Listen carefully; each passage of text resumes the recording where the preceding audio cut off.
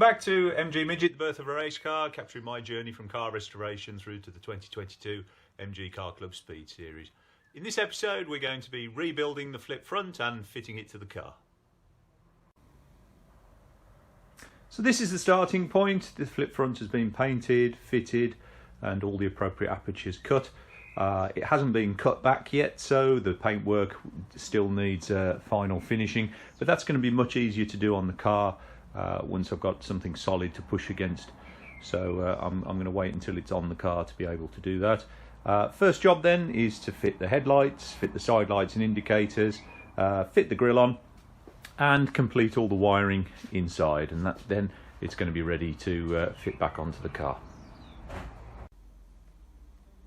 So first up we've got the indicator and side light units. So I've mounted those with two M4 screws, and then next up we've got our glass surround with the chrome surround that fits neatly over the top here.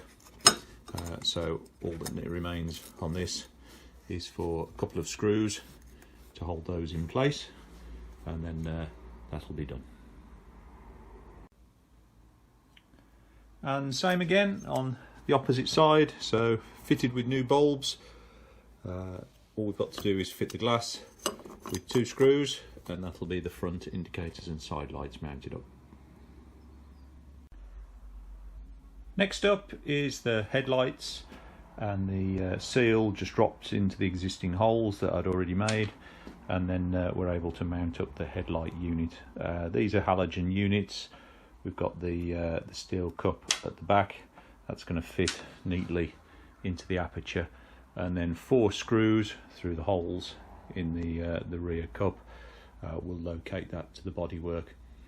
We've got some self-tapping screws, so I'm going to use some captivating nuts behind the bodywork to hold these into place. First headlight mounted up. Last thing to do is just to fit the chrome strip here and secure that with a securing screw. So with that in place, move over to the next one. So last step for the outside is going to be to fit the grille. Decided to use the original grille. Nice testament to the old car, I think, and quite like the red MG badge on the front. Always been a fan of the fish mouth grille, so I'm going to be fitting that into place. This will just drop in, and you're going to use some zip ties to hold that into place. So now the front end is really starting to come together. All next job then is to fit the quick release clamps on the side of the bodywork. So we've got 2 of those to fit, 1 each side now. All mounted up now, so now on both sides we've got a bracket, so now we're in a position to flip the front over and begin working on the inside. So next up, now we've turned the clamshell upside down, is to begin the rewiring. And to join the looms together, what I've done is purchased this 10-pin automotive connector.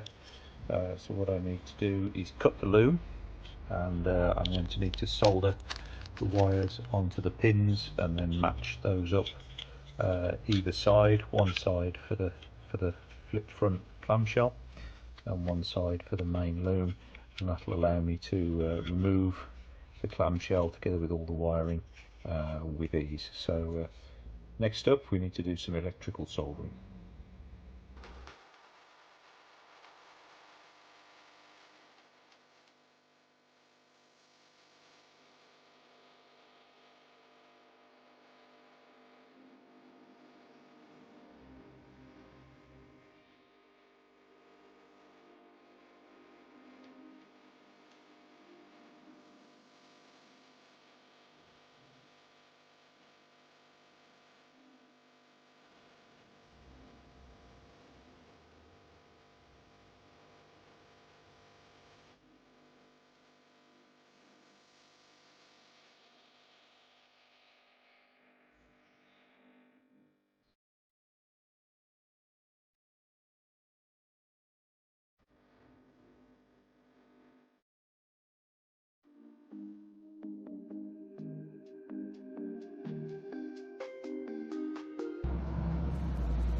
So we've got our finished connector mounted up there with all our wires, and that makes up what's going to be the front clamshell loom. So now we can fit that to the clamshell.